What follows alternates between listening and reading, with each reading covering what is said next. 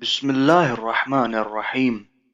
حضرت استاد حسین انصاریان اپنی آفیشیل ویب سائٹ پر ایک روایت نقل کرتے ہیں کہ علامہ اربلی لکھتے ہیں کہ احمد بن اسحاق اور سعد العشقری ایک دن حضرت امام حسن عسکری علیہ السلام کی خدمت میں حاضر ہوئے اور انہوں نے خیال کیا کہ آج امام حسن عسکری علیہ السلام سے یہ دریافت کریں گے کہ آپ کے بعد حجت اللہ فی الارض کون ہوگا، یعنی آپ کے بعد امام کون ہوگا۔ جب وہ دونوں امام علیہ السلام کے پاس آئے تو امام حسن عسکری علیہ السلام نے فرمایا کہ اے احمد، تم جو دل میں لے کر آئے ہو میں اس کا جواب تمہیں دیے دیتا ہوں۔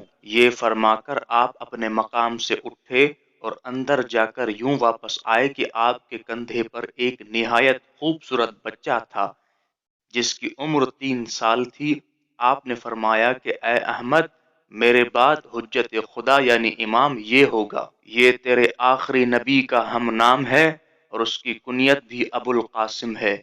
یہ خضر علیہ السلام کی طرح زندہ رہے گا اور ذوالقرنین کی طرح ساری دنیا پر حکومت کرے گا۔ احمد بن اسحاق نے کہا، مولا، کوئی ایسی علامت بتا دیجئے کہ جس سے دل کو اطمینان کامل ہو جائے۔ آپ علیہ السلام نے امام مہدی علیہ السلام کی طرف متوجہ ہو کر فرمایا، بیٹا مہدی، اس کو تم جواب دو۔ امام مہدی علیہ السلام نے کم سنی کے باوجود بزبان فصیح فرمایا، میں ہی خدا کی حجت اور حکم خدا سے باقی رہنے والا ہوں۔ یہ سن کر احمد خوش و مسرور اور مطمئن ہو گئے، اور اسی طرح امام مہدی علیہ السلام 5 سال کی عمر میں خاص الخاص اصحاب سے آپ کی ملاقات ہوتی رہی۔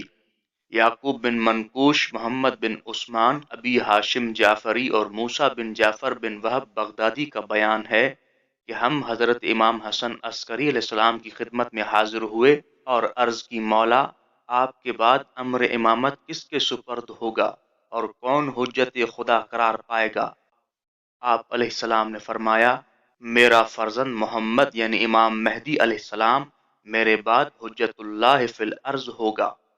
ہم نے عرض کی، مولا، ہمیں ان کی زیارت کروا دیجئے۔ آپ علیہ السلام نے فرمایا، وہ پردہ جو سامنے آویختہ ہے اسے اٹھاؤ۔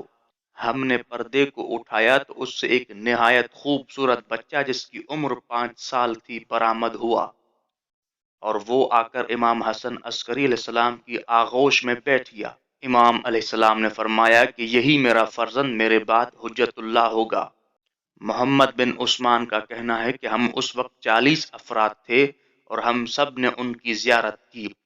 امام حسن عسکری علیہ السلام نے اپنے فرزند امام مہدی علیہ السلام کو حکم دیا کہ وہ اندر واپس چلے جائیں، اور ہم سے فرمایا، تم آج کے بعد پھر اسے نہ دیکھ سکو گے۔ چنانچہ ایسا ہی ہوا اور غیبت صغریٰ شروع ہو گئی۔ کتنے خوش نصیب تھے وہ 40 افراد جنہوں نے امام مہدی علیہ السلام کو غیبت میں جانے سے پہلے آخری مرتبہ دیکھا۔ یوٹیوب پر کچھ لوگ امام مہدی علیہ السلام کا غلط تصور کیے ہوئے ہیں، اس لیے یہ دور امام مہدی علیہ السلام کی غیبت کا دور ہے۔ اس لیے ہم شیعان محمد وآل محمد اور محبان محمد وآل محمد اور منتظرین مہدی علیہ السلام کی ذمہ داری ہے کہ یوٹیوب کے ذریعے امام مہدی علیہ السلام کی حقیقی شناخت کروائیں۔ اس لیے آپ تمام مومنین سے گزارش ہے کہ ہمارے چینل شیعہ لائبریری کو سبسکرائب کریں تاکہ لوگوں تک امام مہدی علیہ السلام کے بارے میں ائمہ معصومین علیہم السلام کی احادیث پہنچ جائیں۔